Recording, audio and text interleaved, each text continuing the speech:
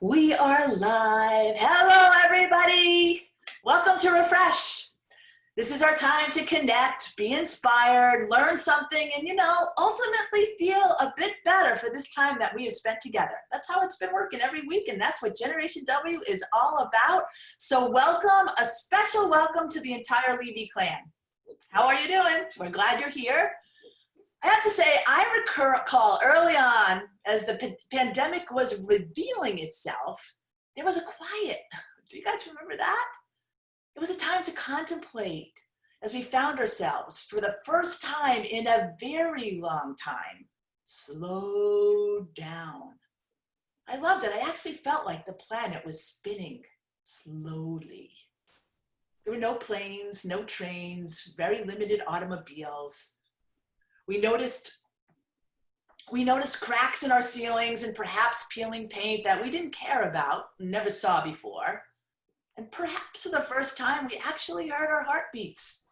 And we had an opportunity to ask ourselves, what are our heart's desires?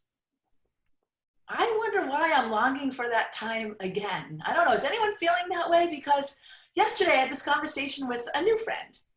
And he was like, wow, things are so busy. They're moving so fast. Even as my feet do not leave a 6-foot circle, we are zooming, sometimes fuming, and often feel this incredible sense of dooming. That's my best hip hop for the day. But the truth is, I had just finished an email to another friend that said exactly the same thing. So it's a conversation that I'm hearing over and over again, that time has once again sped up. The thoughts of like creating my best garden ever and reading all of the books on the bestseller list, or Sherry mentioning that she wanted to learn a new language, it doesn't seem like that's happening. The new language we're learning now is about tech and Zoom and Teams, and hey, they are extremely additive. They give us the opportunity to have this experience, which is really positive one. And then I think about how important it is to learn the lessons in the time of COVID. I don't know, it feels like a biblical thing. And perhaps as history looks upon this time, it will become ensconced in that, right? In the time of COVID. And then I really hope more than learning these lessons, that we move from learning to actualizing to actually living them. They are like valuing the power of connection. That it's just not something we put aside, but we feel this incredible interdependence and how important it is to our well-being. I think about the importance and respect for every living being and creature, especially in this heightened time. And I hope this is for all time. Discussions and living out what civil, social, and racial justice really means. The importance and respect for every living being and creature is also about our environment. That time can be slowed down and that chaos is not a natural order is such good learning, right? I hear so many people say, wow, I never thought I could be living like this. And what does that tell us? That we can live a different way. I smile because it's easy for me to do, of so many friends and family with young kids. Oh my gosh. Wendy Borlabi, who taught us about the juggle and the struggle, trying to get through the day and remembering that while the days can be long, the years are short.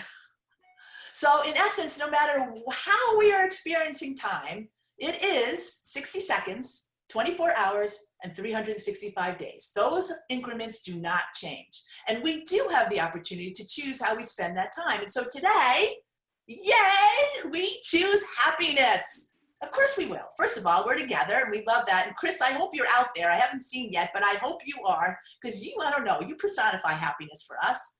And there is a science to happiness. Did you know that? I do now. And Deb Levy is a certified business and life coach. We all need good coaching, actually. I especially need good coaching. She's someone who has studied the science of happiness, who's helped teach alongside Tel Ben-Shahar, who hosted the very first happiness class at Harvard. I think I would have liked to be in that Harvard class, learning how to be happy. Her life and career has focused on helping others, and she's trained young women to be sexual assault counselors, youth leaders to handle HIV hotlines. And of course, you knew I would mention this. She was the first woman to score 1,000 points playing basketball for Amherst. Hello, she's a hooper. So let me just say this. Hello to all of you. Thank you, Deb, for being with us. I am so happy that you're here. And first thing I want to ask you, if that's okay, because you have seen a lot in your career, and it's not like your career is over. You are actively guiding, counseling people and businesses right now. So what have you seen that has really helped people? Well, I think the first thing that I've seen, which I want to start with, is my gratitude for being here. This is a pandemic moment for me. My dear brother Howard, who I want to thank you, Howard, for introducing me to Donna. And my brother Howard is sort of the king of gratitude. He's always expressing how grateful he is. And I've heard about Donna, and she's, former president of the WNBA, and she's so great. And I really have had you on sort of a pedestal, and I have you on more of a pedestal now, but part of the pandemic is you're just a regular person in your house, in your room with your pets. So I think that's what I've been finding is, one is kind of a great equalizer among people, and people are having more access and opportunity to connect with each other. So I think that's one important thing, that there have been for us people who are privileged by health, by housing, that there has been some opportunities to really make connections. So that's one component. That's awesome. Well, we thought, I sent notes to everyone this morning and said, hey, did you know, today we're talking about happiness. And it was a science, and we're going to be positive about this. So why don't we, at the outset here, and for those of us who are new to us, this is a conversation. So if you're on our Zoom, by all means, tell us who you are in the chat, and we welcome questions. And those of you out there in Facebook land, same thing. Look forward to it. So let's start out with some of the science of positive psychology and happiness. I know we even have slides today. I feel like I'm in class. I love this. So tell us a little bit about this. So when we taught at Harvard, I had some arguments with actually a friend's mom who, had been involved in Harvard for years and made fun of the happy class, right? That we were kind of handing out candy and ice cream, and, that's why it was so popular. And in fact, there's a science of happiness, and part of the importance of psychology, and Donna and I, we shared that we were both psychology majors, and generally psychology, as we know it, looks at what goes wrong, mental illness, problems in development, which is really, really important, and the great work on how do you help people. And positive psychology is concerned about that, okay? And also looks at what's working, okay? So it's a change in questions for people, and you start with what's working, and we learn from successful things. So we know that people who are happier have a higher positivity ratio, okay? And that they invest in happy opportunities, positive emotions, and that's one component. Thanks for the slide. So this work is by Sonia Lubomirsky, and the research found that 50% of our happiness levels are genetic, okay? There's a famous Minnesota Twins study, and they figured out that 50% of our happiness level is genetic. Okay, 10% is your environment. So that's sort of the conditions that you're under in terms of job, life, do you have children? Do you not have children? And you do find that children reduce people's happiness levels, and the empty nest improves it, but children provide meaning and satisfaction. I can't let that pass. What? Children impact happiness negatively? We're happier when they leave? How do I explain that to all of us grieving moms whose kids left a long time ago and we're still empty nesters? Yeah. It's true. Now, I think that there's, for some, it's an average. I was talking to a mom who's sending her kids off and going to be experiencing the empty nest, and, less dishes and laundry and some day-to-day conflict sometimes. So that helps. So there is sort of a boost that happens. But it actually, on overall happiness, the meaning of having kids and kind of the community and family. So I think it varies. Okay. All right. Okay. All right. So the important part of this slide is 40% of our happiness is based on what you do. Okay. And what we do. Now I have to say 10%, I think environmentally, it's a bigger portion right now. So when tragic events happen, death, divorce, pandemics, it has a greater impact. So to be happy, it takes more effort. So the science of happiness looks at what can you do. It actually is under your control to be happier. Okay, so you're going to tell us that, but before you do, I'm just going to say hello to a couple of people because that makes me happy. Mhm. Not that it's about me, but what the heck, it'll make them happy too. So hi to Deborah Flaherty Smith, who's watching for the first time on Facebook. So hi, Deb, nice to meet you. Michael, thank you for being here. Maggie Bakken, Howard Levy, Joy Kurtz, she's our new mascot, I think. Collins Mahan, Debbie Banks, of course. Debbie, it's so great to see you. Oh, Melinda. Hey, she's so happy to hear about happiness too. Actually, one of my happy moments, I can't say it because it's about her, but maybe I should say it, then it'll make her happy too. All right, so tell us about some of the activities. How do we, first of all, are you seeing in your practice the impact of COVID, all that is going on in the world? What are you hearing from both companies and individuals about the impact? Well, And your friends and family, of course. Let's not exclude them. sure. I mean, I think some of the shift is people are stopping and asking, how are you doing, right? How are you coping? Because I think we're all experiencing a level of stress and distress and the waves of it. Okay, so I'm finding that people who are struggling, things are harder, and people are forgetting that they're under this really pandemic pressure that whatever experience you're having is harder. So I think that's one, is taking time to acknowledge and spending time not feeling bad that you're depressed, but doing something about it. I think the other thing that, friends, family, clients are experiencing is the connections to people, that it matters. So you knew that creating communities of refresh, to have people come together to share their experiences, to do something, right? I think people are stuck because they want to do something to improve their well-being. They want to do something to contribute. So being with others who share your values, and relationships are a big component of happiness. Okay, so it's really sort of the number one component is positive, healthy relationships that contributes to your happiness and well-being. And for some people, this has been a great opportunity to reconnect. I've had a lot of fun reconnecting with old friends, my Zoom moments with my high school friends, my college friends, my family, with clients. Really, I enjoy that. So I'm an extrovert, and having the opportunity to be connected matters. And I'm finding a lot of people are valuing those relationships. On the other hand, I'm also finding, it's been a long time, and small groups of people stuck together in the same house, create some stress, and people aren't getting the opportunity to actually do some of the things that make them who they are. Right. And it's interesting what you said on the very first slide. It was +5, right? Look at the things that make you happy and the things that don't.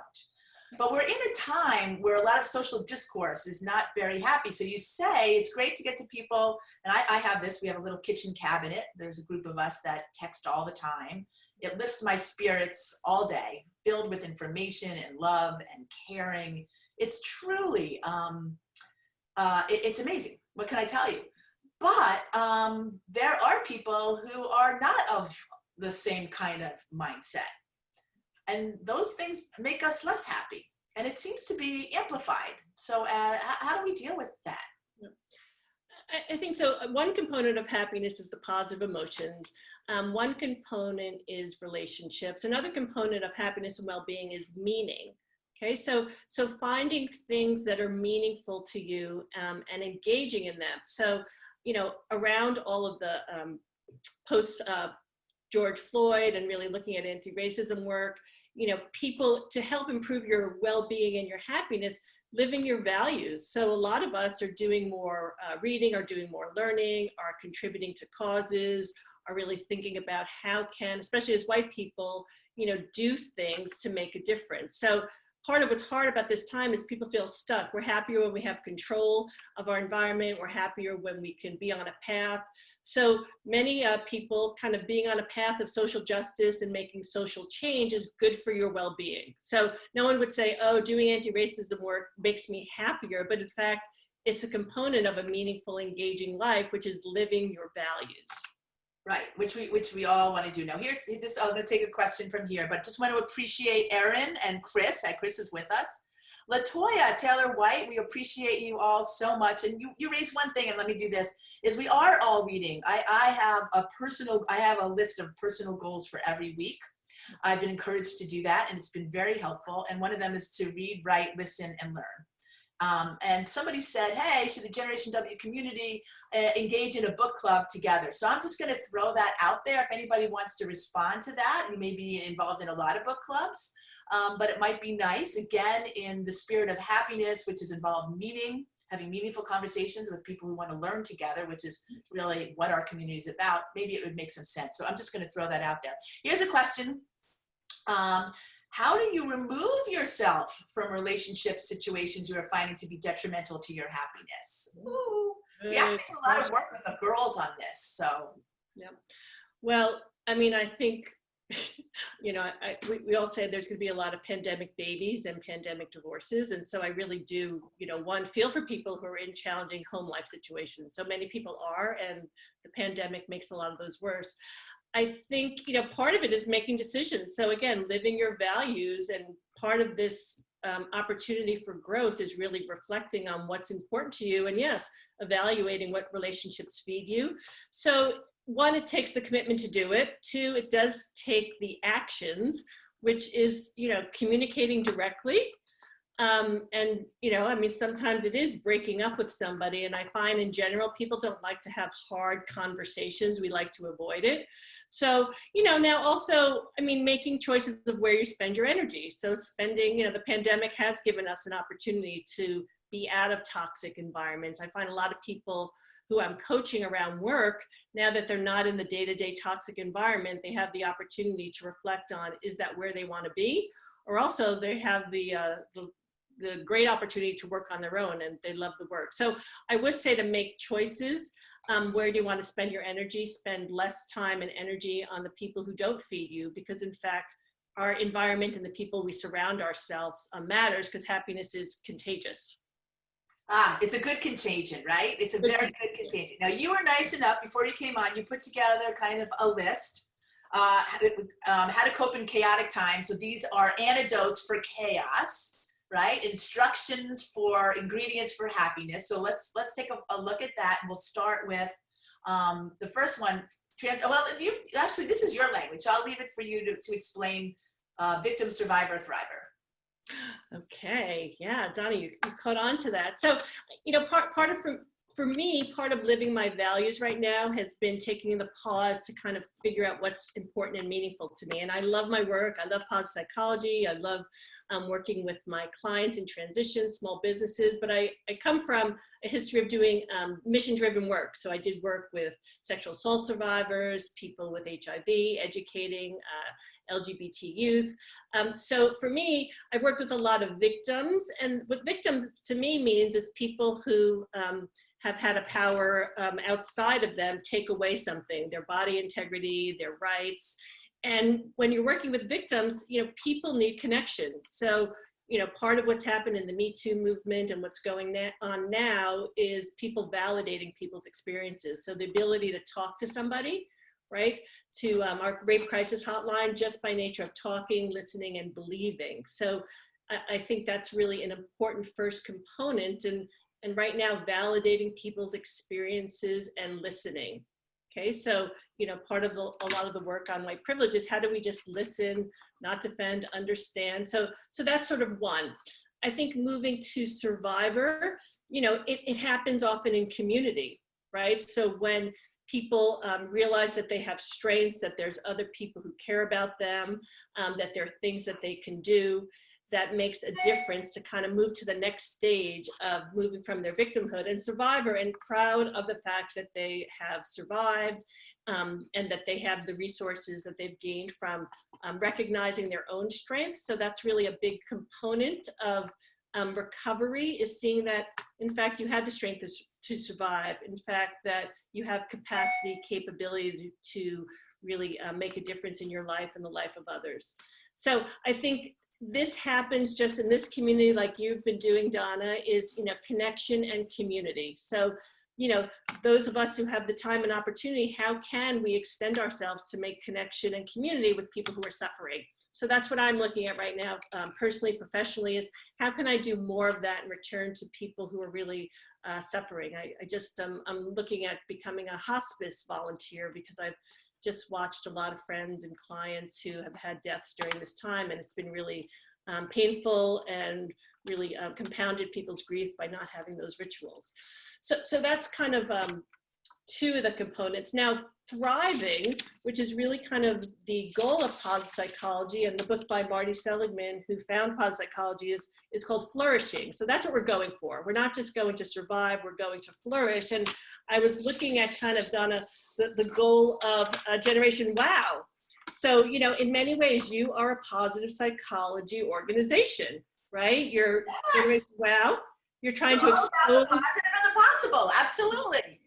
And our goal is to flourish. I love the word flourish. I don't know, it makes me feel like flowers and blooming.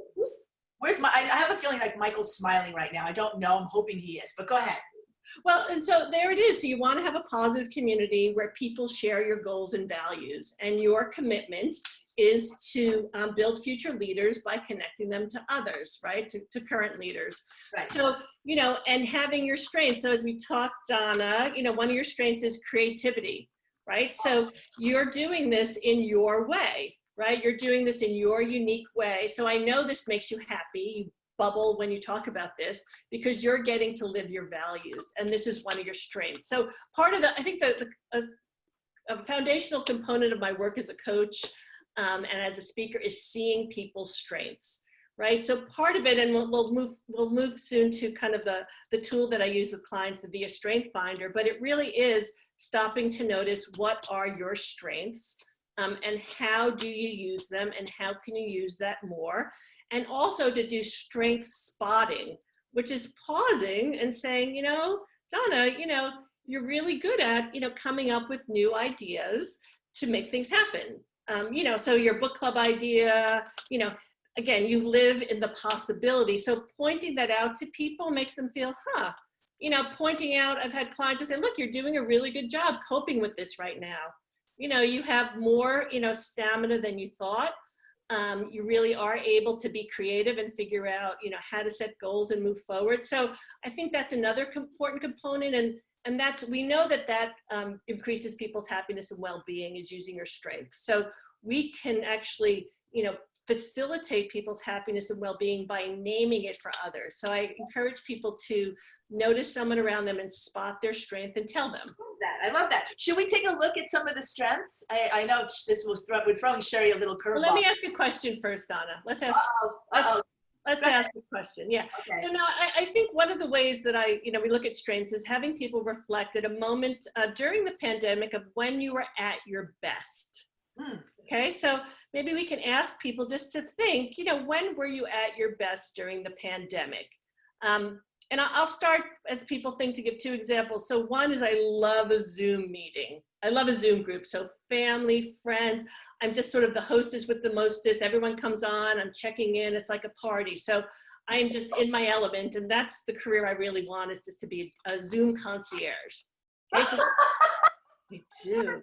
I know. A Zoom concierge, okay. All right, let's make that happen. That's my creativity. Okay. You know, another strength was I traveled to Florida to see my mom, and actually I managed to put bookshelves together.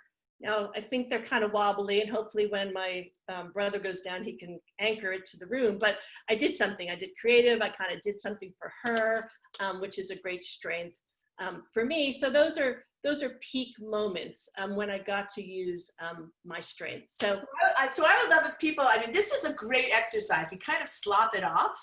But even if you're feeling a little gloomy, a little doomy, or like whatever it is about what's going on, all right, let's think about when we have been the best during this period of time. And I would love to see what, I am sure Joy Kurtz will have something. I'm sure Melinda will have something. I'm sure I'm sure Catherine, I'm sure a lot of people will be able to offer some of the things that they've done best. And then just watching you recount that, I can feel your joy. There you go.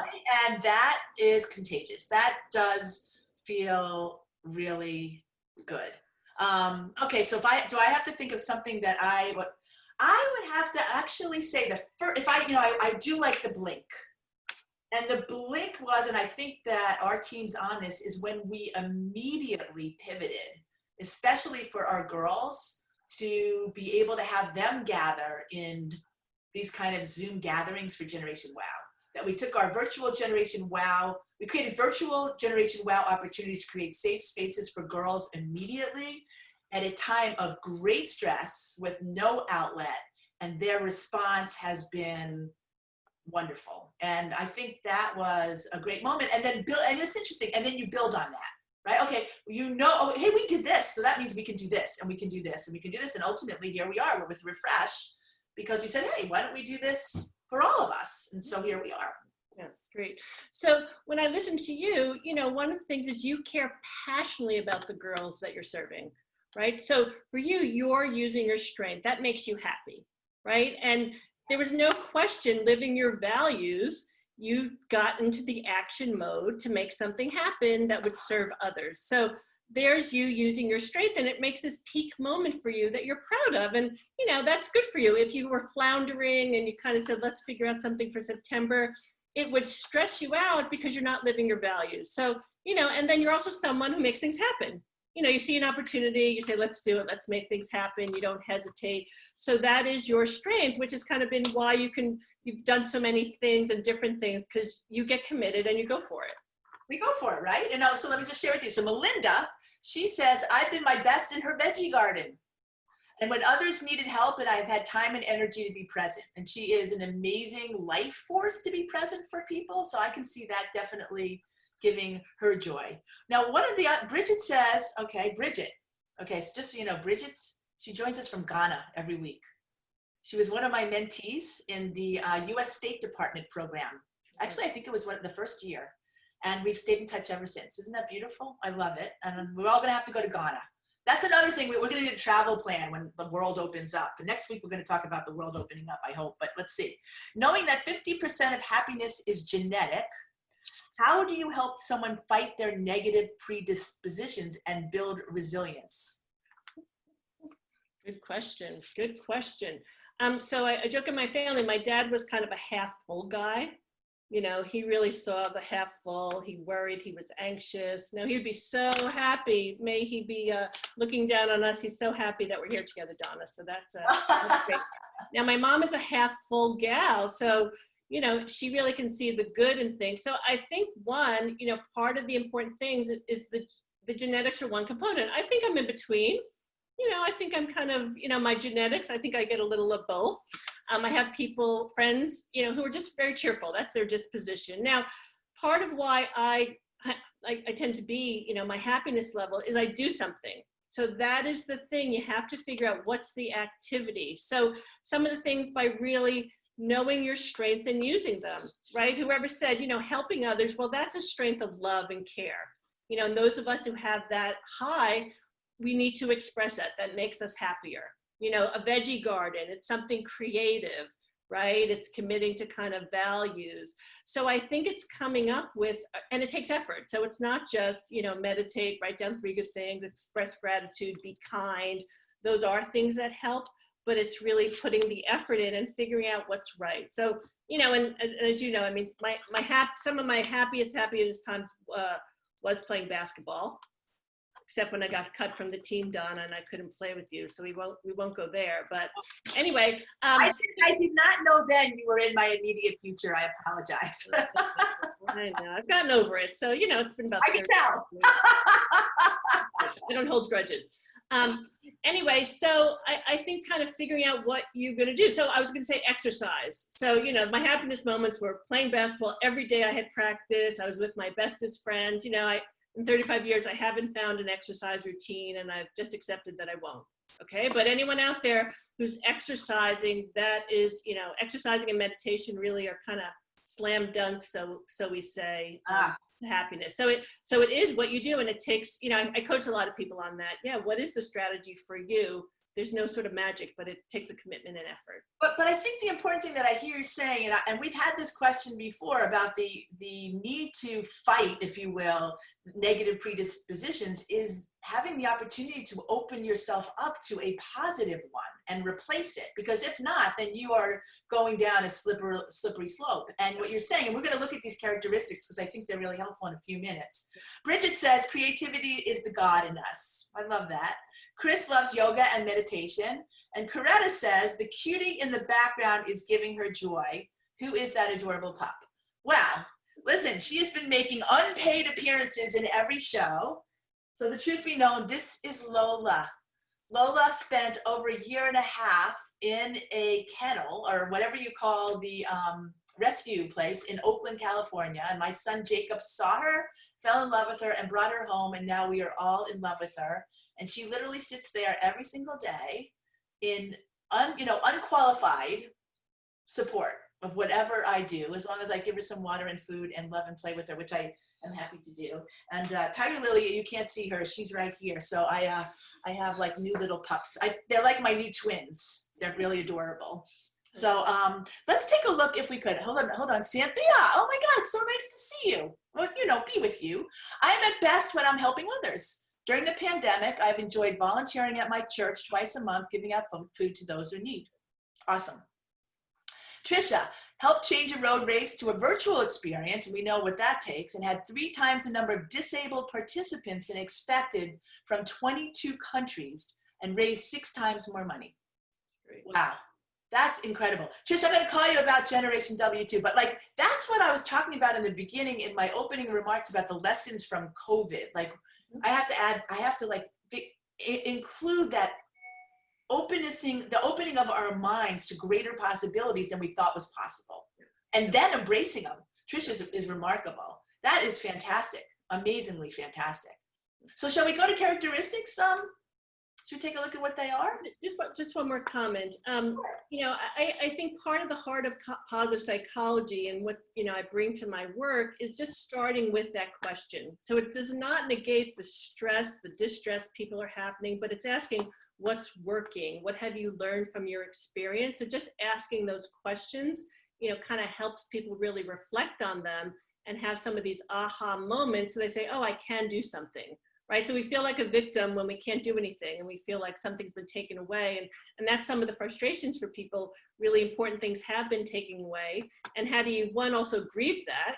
There's a lot of work and discussion about grief. That's important. But also how do you, just like you did, pivot, create new opportunities, go virtual. And that's a lot of satisfaction to people. Totally. So everybody, just want to say hello and welcome again if you've joined us recently to Generation W's Refresh. Today we're here with Deb Levy, the amazing and I was going to say something about basketball, but amazing counselor who's all about positive psychology. She's a certified business and life coach, and she's teaching us about happiness. And I hope we're all feeling. We should have done a little survey prior and after, just to get that happiness bump.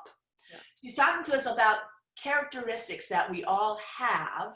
And it's important for us to recognize which ones we have more of. And when I first looked at this chart, it was more like an eye chart for me. But once I got to understand it, I'm hoping you'll help us all understand it, Deb. I found it to be very helpful, actually. Yeah. So kind of the activity of when you're at your best is kind of one of the examples of when you're getting to use your top strengths. So this research was done by Chris Peterson and Marty Seligman, and it was cross-cultural research, and they found that we all have a combination of 24 character strengths, okay? And it's an easy test via me.org. It takes 15 minutes. And part of the first step is just getting your results. So one, on the left, those are my top strengths. So love, humor, kindness, creativity, social intelligence. So those are considered your signature strengths. And when you're using them, you feel most like yourself and you're happier. Okay, so yes, when I get to love and care for people, when I get to make people laugh and be kind and generous and do creative things and figure out how to work with people, I'm at my best, right? Those are my Zoom meetings. Those are putting my shelves together. Now for me in the pandemic, kindness, I've done some things, but I'm struggling because I want to do more kindness. I want to help more people. So I will feel better and happier when I can express that.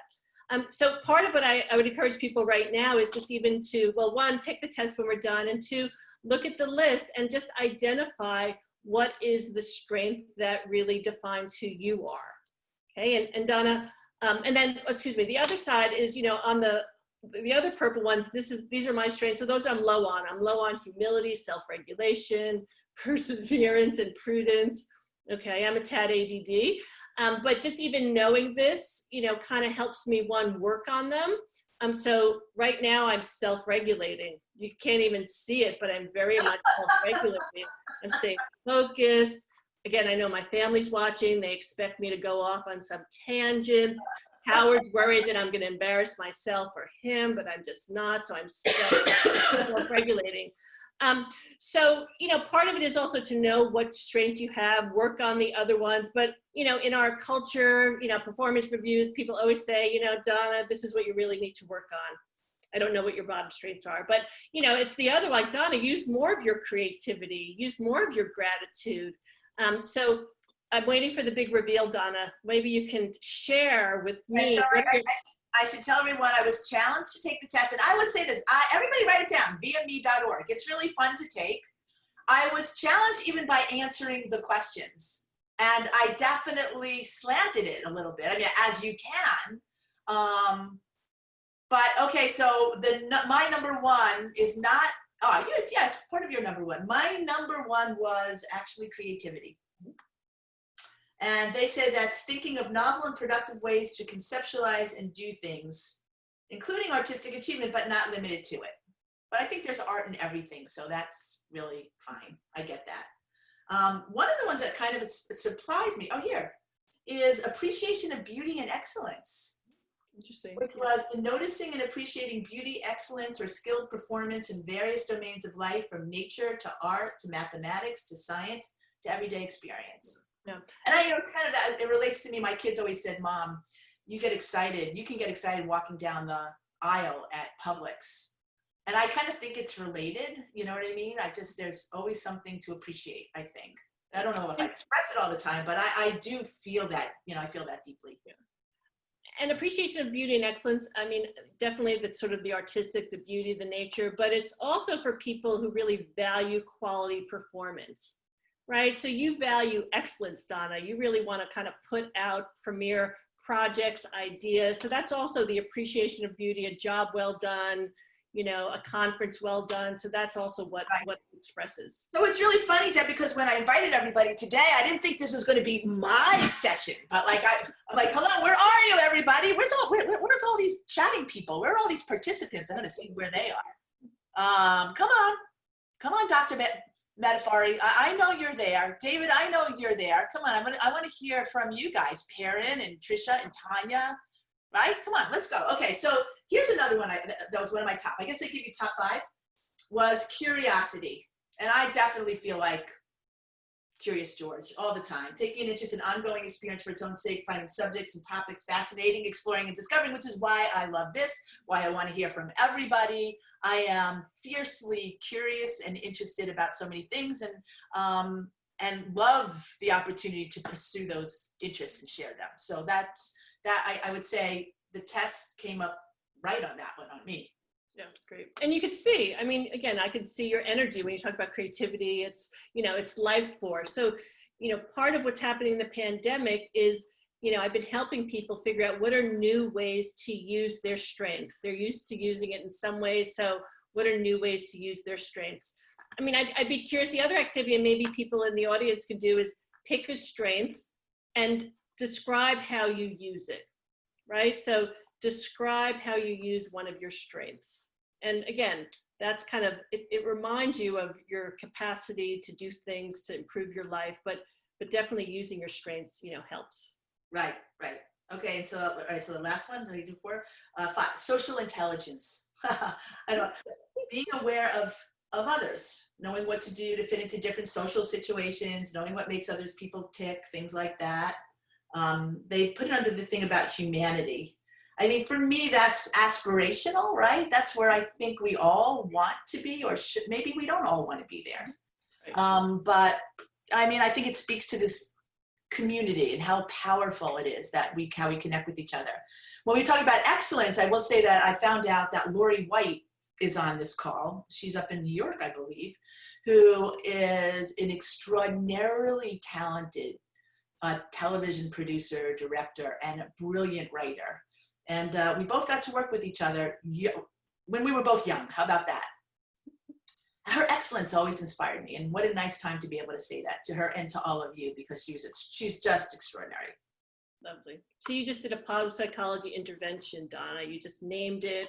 She feels good to be recognized. So, you know, it matters. Like, just like you were saying, social intelligence, for you, that's obvious. Like, of course you're thinking about others in a room, but just naming it, that's something unique. I mean, not unique to you, but it's one of your strengths, right? And it's capacity. And it is something, a situational one right now, it's being called for, right? How can we use our social intelligence to read situations, read the world situation, and figure out how to respond? So, Right. So here's a really good question. We take this for granted, but what happens if you're unsure about what makes you happy? I mean, everyone talks about find your passion. Well, I don't know what my passion is. I don't know what makes me happy. How do you counsel us? Yeah. Well, Counselor Deb, Counselor Levy, how do you counsel us on that? All right, well, I'm ready. Okay, so part of what I want to say, positive psychology has 5 components. So one is positive emotions. Okay, so that's the stuff we feel good, we express that. And really, there's a 3-to-1 positivity ratio that helps people flourish. Right, so even people. What is that? So that means for however many positive emotions we're experiencing here, right? Now that's helping our ratio today. Now, if you leave the call and you have 10 negative emotions, you're going to have to work hard to have more positive emotions, because that creates, it helps you develop resources. So it's now many of us are in situations where our negativity is high. So it makes sense why that leads to your unhappiness. But the point is you have to make effort. So one is just the emotions. The second is engagement, using your strengths and having goals. Okay, so that is part of happiness and well-being, is having goals. So yes, I think that's an important one, especially now, daily goals, weekly goals, future goals. So that's one. You know, the other is relationships. So I think people take for granted pursuing any of those things really can help. Okay, all right. Yep, and I would encourage people to take the strengths test and look at your top 5 and find more ways to express them, right? So if you love learning, you know, you're unhappy when you're underusing your strengths. Okay, so it's a good sort of gateway. You know, if you're, if you're curious, yeah, you want to explore different things. If it's kindness, finding opportunities. So I think that's a place I often start with clients, is know their strengths and figure out what are ways that you can use them if you're not. So I think that's one place to start. Okay, and I want to make sure everybody understands that everybody has strengths. I have friends, I can see them saying, I'm not good at anything. No, everybody's good at something, and more than one thing, right? So you got to do that. I mean, here's more questions coming in, but it's interesting because one of my number 2, by the way, was gratitude. I don't know if I was surprised that was number 2 or what, but being aware of and thankful for the good things that happen, taking time to express thanks. I don't know about everybody, but I feel in this time more than ever, the feelings of being blessed, obviously being more aware of privilege, I find that, and the work I do, I think it's overwhelming, honestly. And I think of my grandmother going, like that kind of superstitious thing, like don't do anything to mess it up, but make sure you work your butt off to earn it every single day. That's real. That's real. So one of the studies on gratitude found that caregivers who were keeping gratitude lists actually did better than caregivers who aren't. Okay, so there's many people right now in that situation, caring for families, caring for sick ones. So just expressing, you know, having a way to write a gratitude list help them. The other research intervention was writing a gratitude letter and paying a gratitude visit. So that's something I do in all my workshops, and I encourage people here on the call is to think about who's someone you need to thank that you haven't thanked, and write them a letter, and even get them on Zoom and read it to them. So, you know, I did do one Mother's Day when I actually forgot, well, I didn't get the card out, so I did write one, and then I read it to my mom over the phone. So anyway, which, you know, is meaningful. So that's also something you can do. We all have someone we need to thank. So write a letter and tell them, you know, or really, you know, again, keeping gratitude lists when you can. So knowing that that's a strength, there's things that you can do. And that's the hard part. We often think we can't do anything, but this is in our control. Right. A thank you note. I'm going to remind all of us to do that at the end for sure. You also provided us with some three positively, I think you call them positive interventions. Sounds very clinical, but important. Yeah. So I think you started with the top one. Yeah. So these are some. I mean, there's endless research-based interventions. So, we've been talking about relationships, using your strengths. So the one that I do with all my clients, and all my sessions is I start out, what are 3 good things that have happened in the last 24 hours?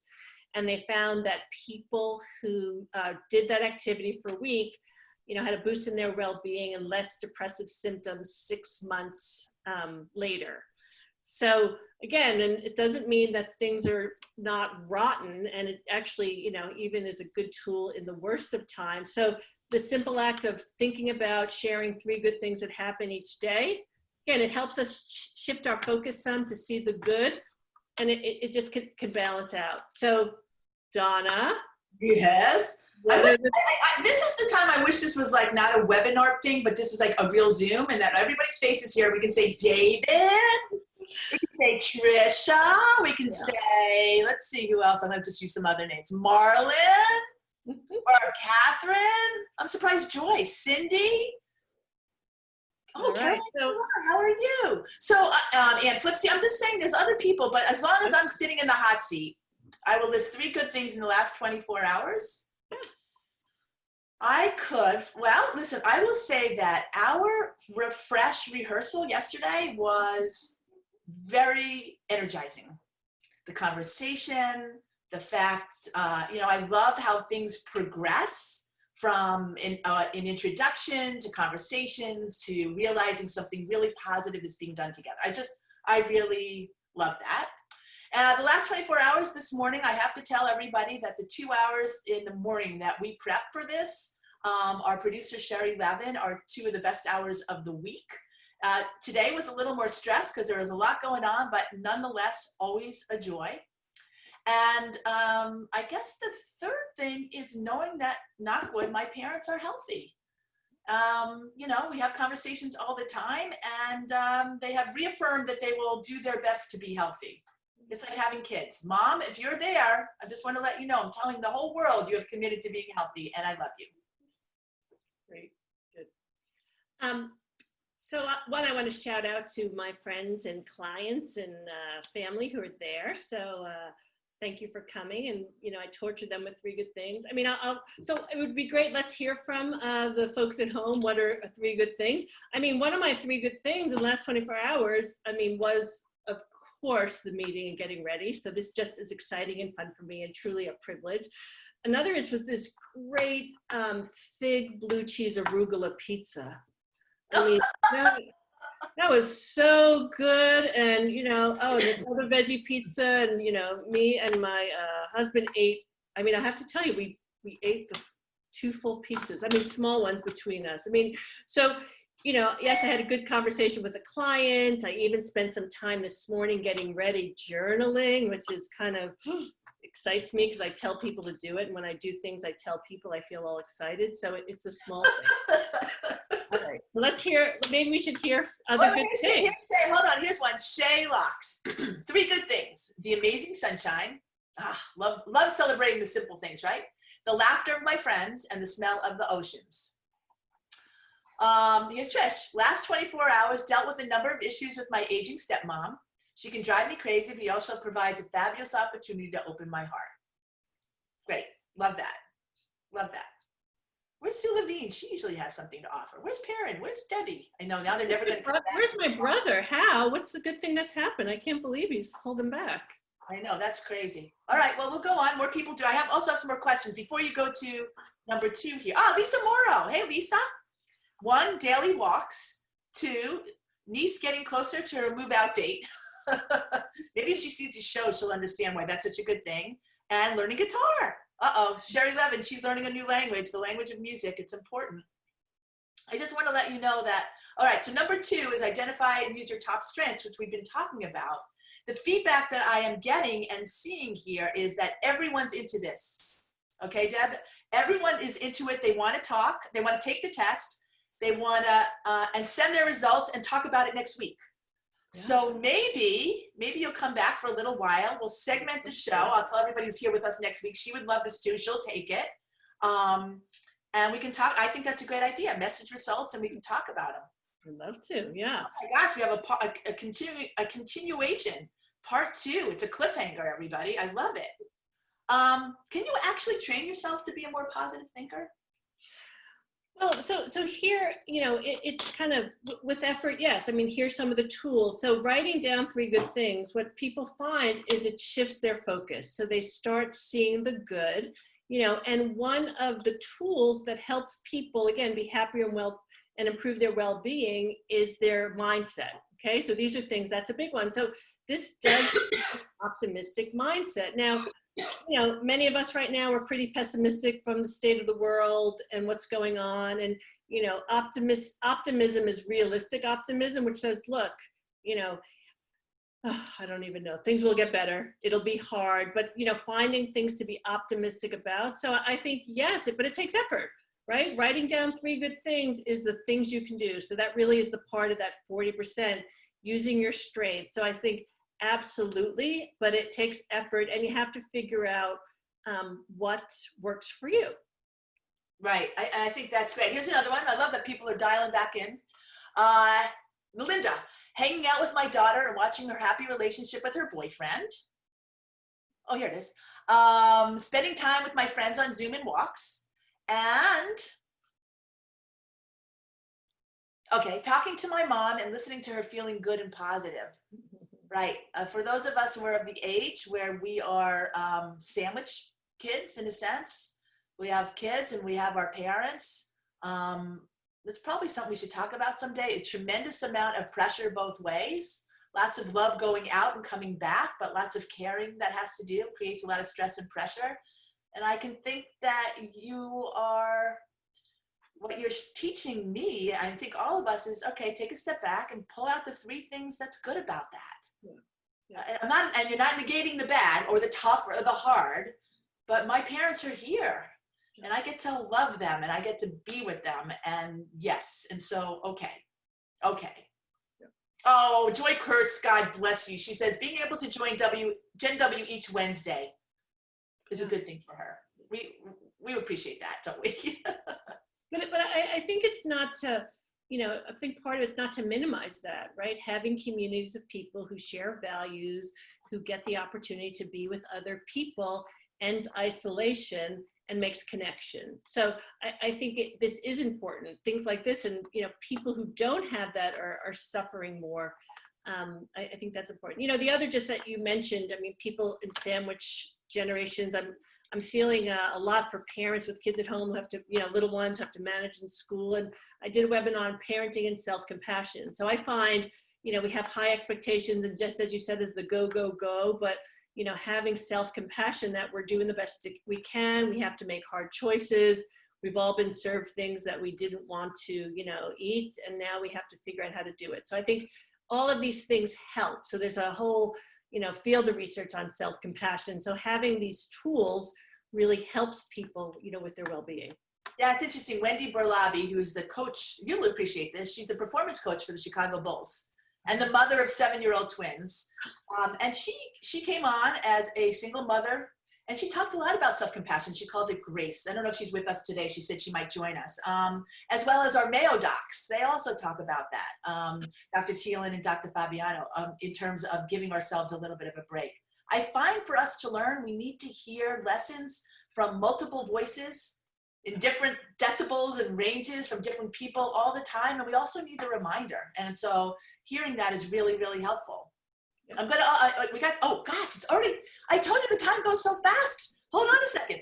Jakimba, employment amidst the pandemic. Because I don't know, I find everybody else's things that are good also remind us we have more than 3. Daily treadmill time and my family being healthy and well. Alexandra Juhas, time with my son, running in the heat and publishing a new article. You're gonna have to share that article with us. Yeah. We all hear it.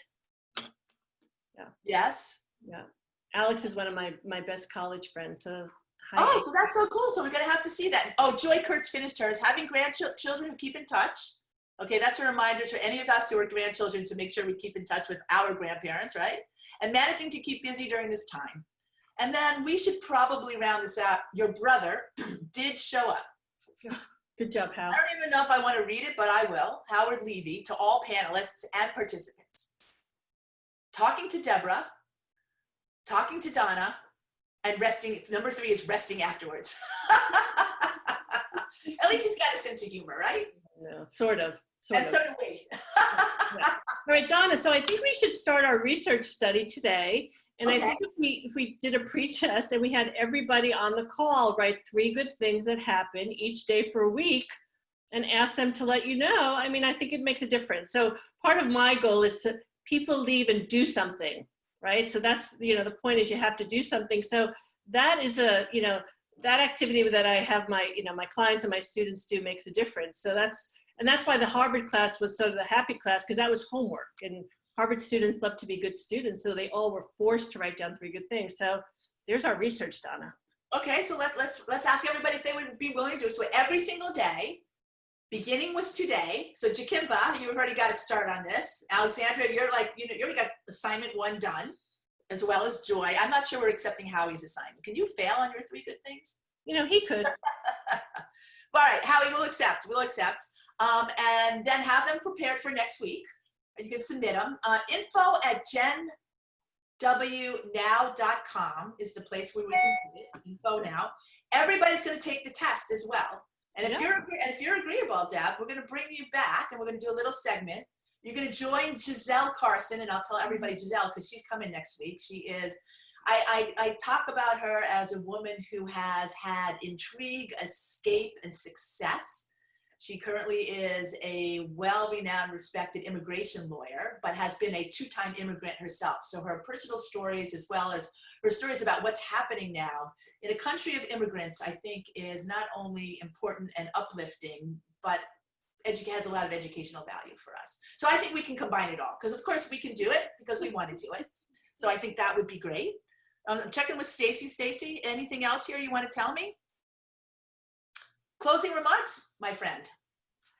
Closing remarks. Well, first, just really real gratitude. I mean, we've been fast friends, Donna, and it's so exciting to be with someone who shares their enthusiasm and really is out there doing good work. So that's my first. The second is, gratitude for people who are coming today, and I'm grateful for my a great set of family and friends and clients. And then is do something. So I think we need to do something. We need to put effort in to doing things for ourselves. And also, I think the world is really asking for kindness. So people who are doing things for others are really, they're happier too. It's good for their well-being.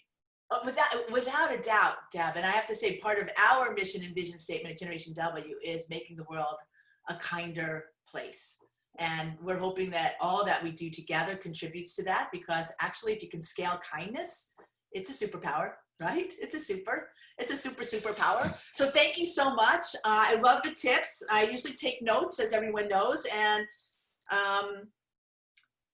want to remind everybody, I think these are great takeaways. Think about somebody you need to thank and do it. You'll feel happier. So listen, we're giving away happiness today. We talked about writing down the 3 good things. And we're going to try to get everyone back together. And if friends who are not here want to do it and bring them, let's all do that. And the other thing I really liked was spotting other people's strengths and affirming them. Like Lori White's, right? Like Debbie Banks, like Melinda Wolf. I mean, I could go on. And I don't want to leave anybody out, like Stacey Ellison's or Sherry Levin's or whatever else. I think that's such a good thing and a good thing to hear. And whether we react well as women, because we tend to not, we hear it and we can embrace it. We can hold on to it. And it maybe even becomes one of our 3 good things for that day. Great. Everybody, asking you to save the date, September 11th. Put it on your calendar. Better than that, register, please, for Generation W. We're really, really excited about where we're going to be and who we're going to hear from today. We will bring all the magic that is Generation W. While the hugs will be virtual, we know that. We promise that we will be the fuel that lifts your spirit and your soul, that special time each year that gives you that power of connection, enables you to rise. Again, tremendous speakers. We're in the process of talking with all of them, weaving the presentation, bringing the energy, doing all that we can to take this technology and make it work for us in the best possible way. Please register now. And I want to remind everybody, we are a not-for-profit. I don't know if we say that ever. We are a 501c3, and all the ticket sales, Generation W actually is what supports directly the year-round programming, contributing to the lives of women and girls leadership and mentorship, but even beyond that, it's the building of better communities, companies, world. It creates kindness. And so everything we contribute that you do enables all of this. And so I just wanted to make sure that we say that. I know Christina is listening and she wants me to put up at the end, which I will, a way to text to support. I don't know why. I know Michael's on the phone too. I just got to be better at this, I guess. But that's where it all works and that's how it all happens. For next week, obviously we just made a little switch on the fly. If Deb's available, we'll continue some of this conversation and also be welcoming Giselle Carson, as I said, a two-time immigrant, an amazing story of resilience, intrigue, escape, travel, success, a recognized business and immigration lawyer. She's on the front lines of understanding the challenges and opportunities we're all facing today. And she essentially works with companies to attract and retain global talent. And I'll tell you what, that's harder than ever these days. So next Wednesday at noon, of course, I'd love to thank everyone, which I always do at the end. Sherry, our producer, Stacy, Jamie, Kasha, Christina, Tara, Ruth, and Mariah. And this is the first week I will not be including and thanking our colleague Elizabeth Woods, who we will love, appreciate, admire forever for her great work on behalf of Generation WOW in particular. She's been accepted to study for her counseling degree at Vanderbilt. We expect, and I expect that we will see her and she will continue to contribute, but we offer her our best. She is brilliant and passionate. She is not being replaced, but we have welcomed Mariah Denson, who brings experience and passion with her and working with girls. She has an international focus, having worked with girls in the Bahamas, has her master's degree from FSU, and is a delight and an energizing force and has already made an impact. To all of you for joining us, thank you thank you so much for spreading the word and continuing to do that, letting people know that there is a place to refresh.